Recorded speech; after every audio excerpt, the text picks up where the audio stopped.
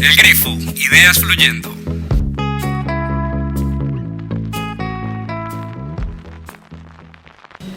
Hola, bienvenidos a un nuevo episodio del podcast del Grifo, Ideas Fluyendo. Hoy vamos a tener un tema que podría creerse es paisaje, pero que cuando nosotros pensamos en el tema de contenidos, pues obviamente tiene sus consecuencias, tiene un tema de responsabilidad. El peligro es que puede ser un tema que se nos está volviendo paisaje, entre comillas, del que hablamos todos los días. Creo que ya más o menos están pensando de qué se trata, pero no es propiamente del COVID, aunque tiene algo que ver, sino obviamente de los contenidos de salud y cómo obviamente un tema que nos compete absolutamente a todos nos reta y nos pone a pensar bastante sobre lo que nosotros debemos aportar. Y como invitada y conductora apasionada del tema, pues está nuestra periodista Lina Castañeda. Linis, qué bueno tenerte acá por fin en un episodio.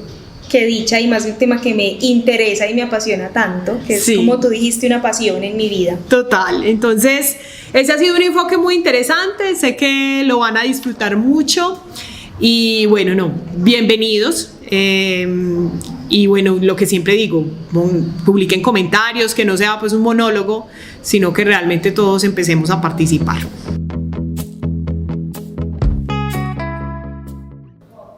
Lina, nosotros que nos dedicamos a toda la parte del contenido, donde obviamente pues ya hemos tenido clientes que tienen que ver con salud, incluso tú has hablado al respecto, pero obviamente a nosotros nos tocó un momento de pandemia fuerte, donde prácticamente se activaron todos los equipos de comunicaciones. Incluso tenemos un cliente que se dedica directamente al tema de salud y hubo una serie de protocolos que se debían entrar pues como a comunicar. Sin embargo, hay un asunto con los contenidos que a nosotros siempre nos llama mucho la atención, que es desde el aspecto de responsabilidad con los usuarios. Sin duda. Porque, pues claro, nosotros hacemos unos contenidos para unos clientes, pero al fin de cuentas quienes los consumen termina siendo ese usuario final, sea desde su celular, el computador, incluso un programa de televisión, perfectamente se entera del tema, y es algo que nos compete absolutamente a todos. Entonces hay algo que a mí me llama mucho la atención con la salud, y es que aunque es un tema individual, esta pandemia nos ha llevado a tener presente al otro. O sea, cómo nosotros desde lo social, desde el tema de comunidad, sí, tenemos obviamente que protegernos, tenemos un tema de autocuidado, pero como que se ha perdido un poco a lo largo ya de todo este tiempo ese asunto de, hey, es que estamos pensando ya como en un tema social. Obviamente, como es algo que tú has estado tratando durante todo este tiempo, no sé de pronto qué nos puedas decir, que has notado de pronto en ese tema de consumo de contenido y de tener un poquito más de conciencia frente al tema. Bueno, he notado varias cosas. Primero, que el tema de la información, ¿cierto? Y de consumir contenidos ya no es solo algo que nos preocupa a unos pocos, que o hacemos contenidos o sabemos cómo es ese tejemaneje de las redes, sino que también es un tema que ha involucrado, por ejemplo, a la OMS, que ahora está muy preocupada por el tema justamente de la desinformación. Yo creo que ahí vale la pena que todos nos hagamos una pregunta, y es ¿cómo consumimos las noticias? ¿Cómo consumimos eso que nos llega sobre el COVID, sobre otro tipo de enfermedades? Porque digamos que el hecho de que estemos en una pandemia de COVID no significa que no haya otras enfermedades que todavía existen y que son importantes. ¿Cómo consumimos todo lo que tiene que ver con los desarrollos de las vacunas que ahora están tan fuertes?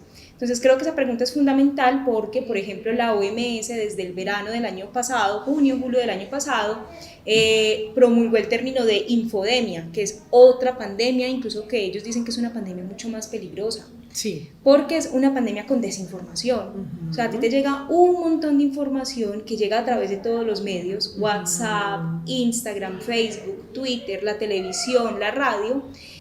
Como estos son contenidos que siguen siendo muy ajenos para la gente de la cotidianidad, para gente como tú o como yo que no tenemos formación médica, o incluso para otra gente como, no sé, gente que vive en la alta ruralidad del país o en otros lugares, digamos que es muy fácil caer en las redes y en las trampas que pone esa infodemia. Entonces digamos que en este momento nunca se había hecho tan importante la necesidad de un periodismo que explique, más allá que enuncie que llevamos tantos enfermos, tantos muertos, sino que explique. Y más aún, nunca se había hecho tan importante que las personas que generan contenidos guarden silencio sobre lo que no saben, porque creo que ahí hay una gran responsabilidad. Mucha gente obviamente cuando inició la pandemia empezó a hablar sobre el tema de hay que ser más empático con el tema de los médicos, del personal que está en primera línea, pero ahora estamos hablando de temas que son desarrollos médicos muy importantes, como el ejemplo pues, de las vacunas que salieron en un tiempo récord, que no por eso no significa que no hayan pasado ciertos trámites necesarios para que la vacuna pueda ser comercializada, pero digamos que ahora todo el mundo piensa que tiene la posibilidad o la facultad para hablar del tema de la vacunación, de las vacunas, y no es así. Entonces yo creo que hay dos cosas. Primero, preguntarnos cómo consumimos, a través de qué medios. Si a mí me llega una información, esto es real, esto es falso, ¿dónde la leí? ¿Puedo o no puedo replicarla? Si a mí alguien me llega con una duda, ve, leí esto es real, tengo yo la posibilidad de decirle a esa persona, no, mira, investiga mejor en una página especializada sobre este tema. Y otro tema es guardar silencio si tú no sabes del tema.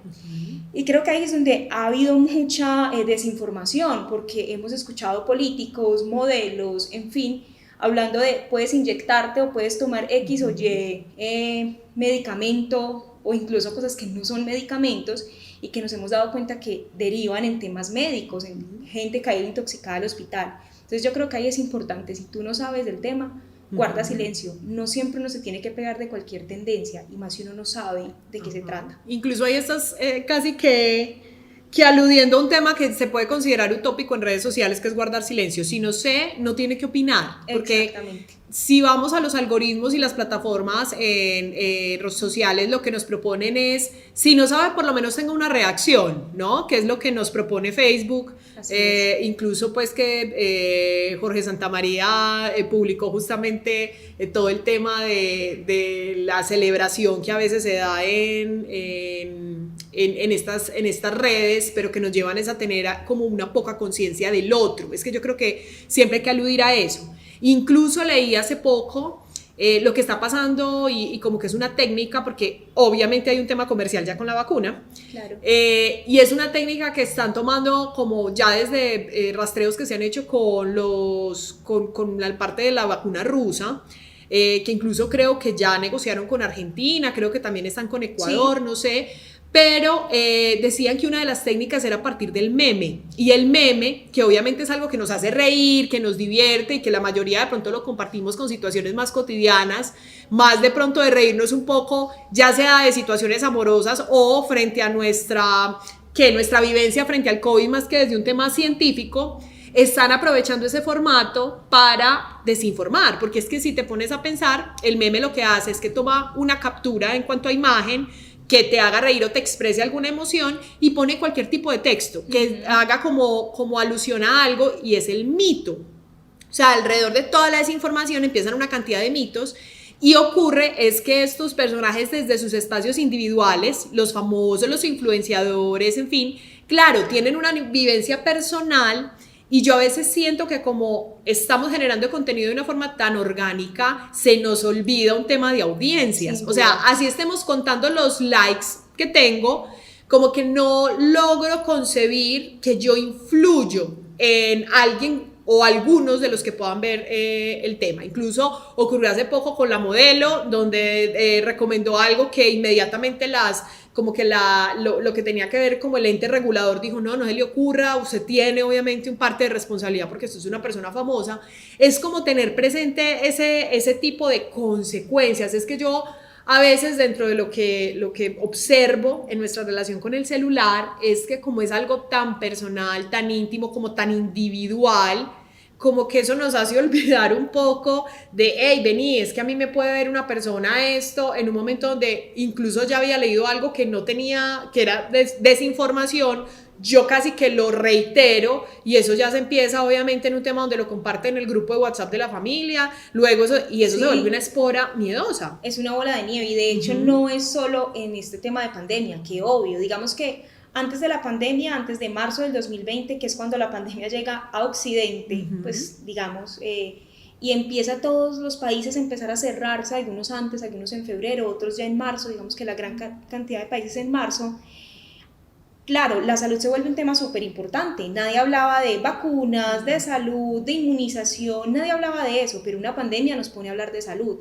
Pero antes de la pandemia ya existía. Por ejemplo, el MIT hace unos años, en el 2019, decía que las páginas de fake news sobre salud, sobre medicina en Facebook, alcanzaban 3.800 visitas. Pues que cuántas veces se le pregunta a Google Exactamente. los síntomas. Que de hecho Google, en una jugada que me parece bastante ética en ese sentido, siempre aparece el registro de tienes que visitar a un profesional para más información, porque obviamente pasa lo del meme, todo el mundo busca dolor de dientes y es cáncer. Entonces creo que ahí es donde se hace énfasis en eso de alguien que explique, o sea, periodismo que explique, que si tienes que ser médico para hablar, no, hay expertos, por ejemplo, periodistas de salud, no son médicos, pero tienen la capacidad de hablar de esos temas y de explicárselos a la gente. Hay personas que han hecho muy juiciosas la tarea, pero ahí siempre yo reitero, y es, antes de hacer cualquier tweet, comentario en redes, preguntarme si sí estoy capacitado para decirlo, porque si no es mejor callar, es mejor no sacar el meme, que aunque me dé mucha risa, sé que puede fomentar la desinformación. Total. Porque el meme lo que genera muchas veces es eso, la ligereza a la hora de compartirlo. Y el consumo rápido. Y el consumo rápido.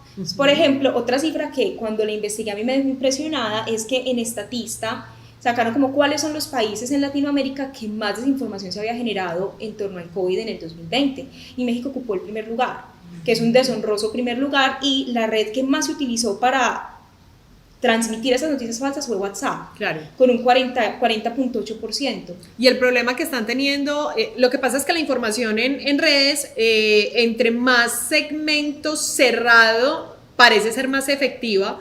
Igual la data nos lleva a tener eso como consecuencia.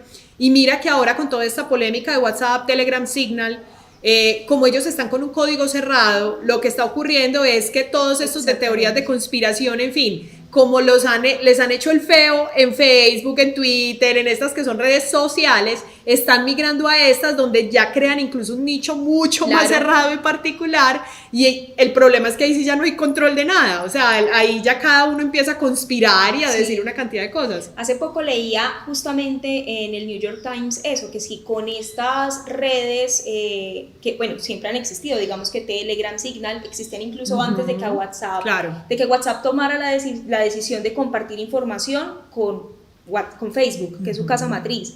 Pero digamos que lo que tú dices es cierto, digamos que en WhatsApp hay ciertas regulaciones frente al número de mensajes que puedes reenviar, y si el mensaje se ha reenviado muchas veces, te aparece que ha sido reenviado muchas veces, ahí tú empiezas a dudar de la veracidad de la información.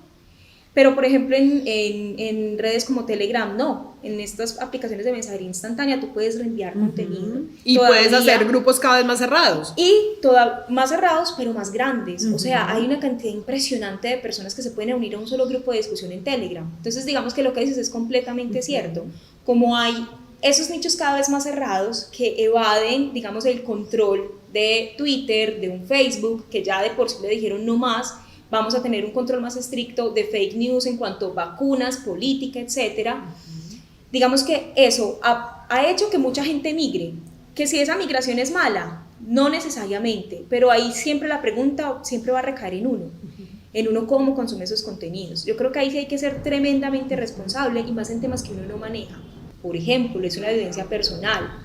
Mi abuela vive en un pueblo, vive en una vereda, en Caldas, y la información que a ella le llegaba al inicio de la pandemia era información que le decía que esta pandemia había sido creada en laboratorio, le mandaban las fotos de la sopa del murciélago que había originado todo ese desbarate, bueno, en fin, o por ejemplo que en los hospitales estaban matando a la gente por el tema del COVID, que eso les generaba ganancias a los mitos, hospitales, mitos que no son ciertos, y que ahora, si bien ya no están tan, digamos que seguimos teniendo muchas dudas frente al COVID, pero ahora lo que nos genera más dudas es la vacunación. Sí. Entonces ahora sucede que la vacunación es lo que más mitos ha generado. Entonces mi abuela seguramente no va a estar en el primer grupo de vacunación, pero sí tal vez en el segundo. Convencerla para que se vacune va a ser complejo, porque ella dice, no, o sea, he leído tantas cosas malas, que por ejemplo hay noticias que son inverosímiles, que uno dice, ¿cómo alguien puede creerlo? Pero lo creen. Hay gente que, pues, han resultado fake news sobre vacunación del COVID, que dice que las vacunas tienen restos de fetos humanos, que tienen un chip para rastrearnos cuando nosotros ya estamos más rastreados por otros medios. Bill Gates es el demonio. Sí, o sea, Bill Gates es el demonio, esta pandemia la hizo él, la vacuna la creó él para rastrearnos, o sea, un montón de cosas que son inverosímiles, pero también otras que si uno se pone en los zapatos de personas que no tienen formación médica, como uno, como mis abuelos, como mis papás, como la gente del común, pues sí genera duda. Yo creo que ahí también es encontrar los formatos, encontrar cómo puedo explicarle mejor a las personas y más aún la responsabilidad mía como usuario de no voy a compartir esto o simplemente no le voy a hacer eco a X noticia que sabemos que es falsa o simplemente si no sé nada me quedo calladito y no reacciono pues porque no tengo nada que decir. Y yo creo que ahí es un reto que tendrían que pensar, no sé, los medios de comunicación, empresas que estén relacionadas con el tema médico, organizaciones no gubernamentales, y es a través de qué formatos le puedo yo llegar a estas personas, porque estamos acostumbrados a que para leer sobre medicina hay que leer papers cosas muy demasiado rigurosas, enredados, sí, que la gente no va a entender. Y hace días leía en un tuit alguien que decía, un infectólogo que vive en Colombia, que decía como: yo creo que es hora de restringir los accesos a los papers, porque no todo el mundo tiene la capacidad de leerlos, entonces se genera más desinformación, y es real. Entonces, si no todos podemos acceder a eso, porque no todos lo vamos a entender, al menos las organizaciones no gubernamentales que tengan relación con la salud, las EPS, el Estado, los medios de comunicación deberían buscar formatos mucho más amigables para llegarle a la gente que no sabe del tema, o que vive muy lejos, en zonas muy apartadas, y que digamos el acceso a la fake news es mucho más fácil a través de un mensaje en WhatsApp que a través de yo obviamente entrar a la página de un medio grande e informarme mejor. No, y ahí lo que suele pasar, Linis, es que cuando tú a un gremio médico o científico le vas a proponer un meme, de pronto para decir una verdad, te van a abrir los ojos y van a decir, es que ¿cómo así? Esto es algo serio.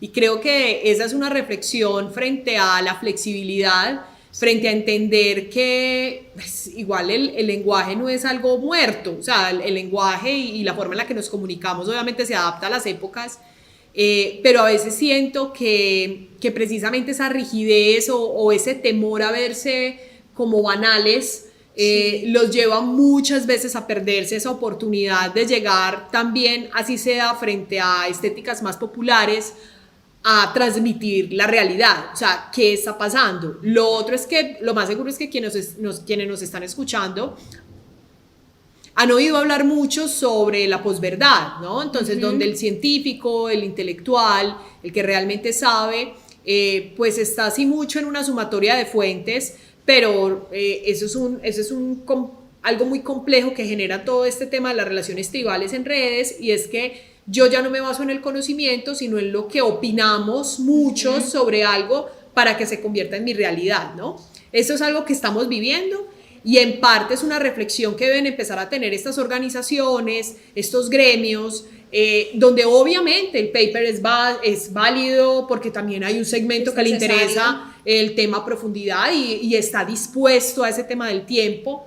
Pero yo no puedo desconocer esa naturaleza o tipo de consumo que está en esas otras plataformas, que es el que yo le digo que es un contenido más Hansel y Gretel, donde desde pequeñas dosis yo ya le empiezo a informar sobre un tema mucho más amplio a la audiencia, ¿no?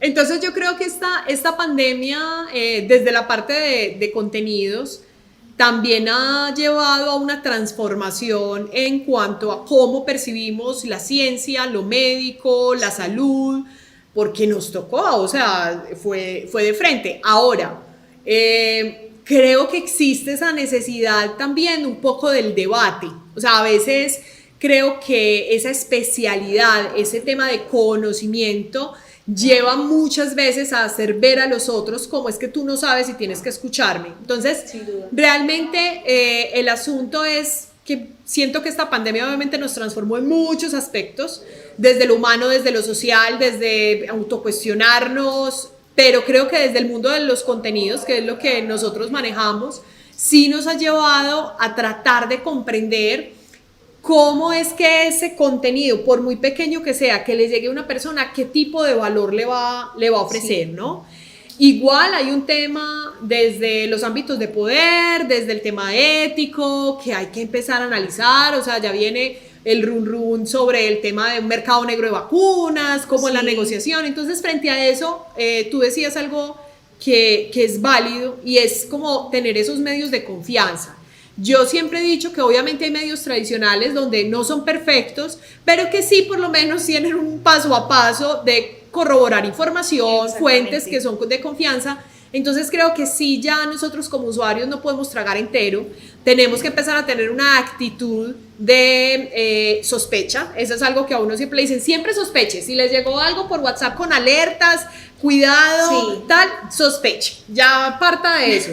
Y vayas, eso sí, a un Google, que a todo el mundo le encanta Google, entonces vaya y mire si de pronto medios de comunicación, que si es algo real, lo más seguro es que encontrar un titular en uno de esos medios de confianza y vaya y corrobore. Si no aparece, dude también. Es cierto, y ahí hay una cosa muy importante y es, el voz a voz es importante. No dudes, no hay que dudar de lo que uno como persona individual en las redes sociales puede hacer por otros. Yo el año pasado hacía un curso de periodismo en pandemia. Si bien yo pues no soy periodista en el sentido tradicional de la palabra, el tema me interesa mucho.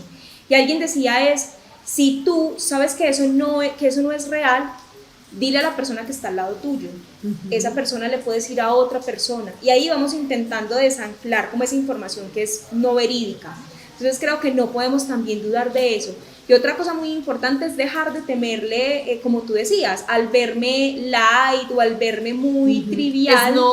Exacto, porque si no bajamos a esos contenidos de consumo masivo y popular la información, probablemente ese gran conocimiento de cómo funciona una vacuna, si es posible que me cambie el ADN o no, se está perdiendo y no está llegando a mucha gente que debería tener el acceso a esa información. Yo creo que esta pandemia nos enseñó muchas cosas. Obviamente nos transformó la forma en la que trabajamos, en la que nos relacionamos y todo, pero también nos transformó la visión que tenemos de la salud en cuanto a contenido. Entonces creo que hay medios que hacen muy bien la tarea. La BBC, por ejemplo, tiene unos videos muy buenos que los veía mucho al inicio de la pandemia, en la que nos explicaban porque esto sí puede ser un virus sintético creado en laboratorio o no. Y eso ya de por sí aún empezaba a quitarle ciertas dudas. Tomaba el mito y a partir de eso daba la respuesta. Entonces digamos que eso es muy importante, pero no hay que obviar que en este mundo en el que igual todos estamos hiperconectados, en el país por ejemplo en el que nosotros vivimos, hay una gran porción de la sociedad que no está conectada. Entonces siempre será el reto llegarle a ellos. Y creo que hay que trascender la app, la aplicación, porque a esa gente sin duda no les llega la app muchas veces.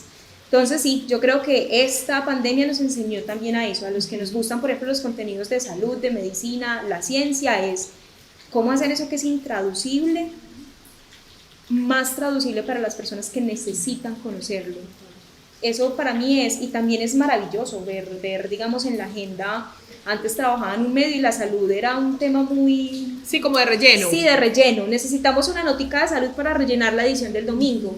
Pero ver la salud ahora como un tema que es importante, y no solo la salud desde el COVID, sino por ejemplo el bienestar en la salud mental y un montón de temas que se hicieron relevantes, me parece que es hermoso. Lini, si no solo pasó en el periodismo, pasó en la política, o sea, exactamente. En plena pandemia decían de qué nos sirve todos estos ejércitos ahí en fronteras, porque realmente en el tema médico estábamos con todo, la famosa conferencia TED de Bill Gates hace 5 años, que de ahí nació el mito, que él sabía todo. Pero no, lo que él decía, no es que yo ya lo supiera de antemano, simplemente yo sí escuchaba a los científicos y sabía que existía el riesgo, cosa que no hicieron los políticos del momento. Entonces, sí es algo que creo que tenemos que reflexionar. Vamos concluyendo. Realmente yo creo que esto es un tema de actitud, es algo donde ya no le podemos dejar en la parte de responsabilidad solamente y siempre insistir en eso a marcas, a medios de comunicación, que es el que es periodista, el que es famoso. Creo que cada uno, como en la vida, o sea, dentro de lo que le corresponde a usted, de tratar bien a las personas que se encuentran en el día, de ser una persona que preste un servicio, que haga las cosas con amor, que realmente tenga la mejor actitud. Creo que lo mismo pasa con las redes, y eso que ahí tiene una proyección mucho más grande. La gente todavía dice, no, a mí es que a mí me siguen mi familia, yo no soy famoso, ¿no? Créame, usted influye en su familia porque es que de su familia cuánta réplica se hace en otros sub-WhatsApp que tienen. Totalmente. Entonces creo que ya es el momento de, hey, vení, yo ya participo de estas plataformas, esa es como mi vida paralela y así como soy responsable de cómo me comporto en un espacio público como una calle, un supermercado, un parque, tengo que tener presente cómo me voy a comportar entonces ya con esa audiencia al momento de yo compartir información.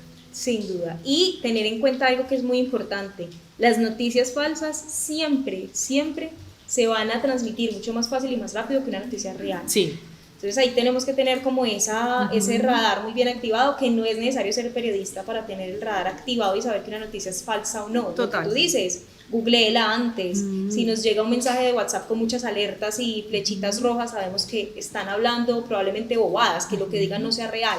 Entonces yo creo que es muy importante y lo que tú dices es cierto, es la responsabilidad que todos le pongamos a esa otra vida paralela que también es pública, muy pública, que son las redes sociales. Total. Bueno, Linis, qué charla tan amena, es obviamente un tema que nos compete a todos. Ojalá nos dejen comentarios, nos digan enfoques, están a favor, en contra, qué tal, abramos el debate, o sea, empecemos a abrir escenarios de debate donde escuchamos al otro, al contrario, al que piensa distinto, pero creo que ya sí llega un momento en donde obviamente tenemos que entender que este tema de la salud y las plataformas donde estamos hablando de salud nos afectan individualmente y como colectivo. En el Grifo siempre vamos a estar en función de esa reflexión en cuanto a la responsabilidad de los contenidos y obviamente el tema de salud estaba, pero así que lo debíamos y más con Lina Castañeda que le encanta el tema. Linis, mil gracias. Gracias a ti por abrir el espacio. Bueno, hasta el próximo episodio. Muchas gracias por acompañarnos.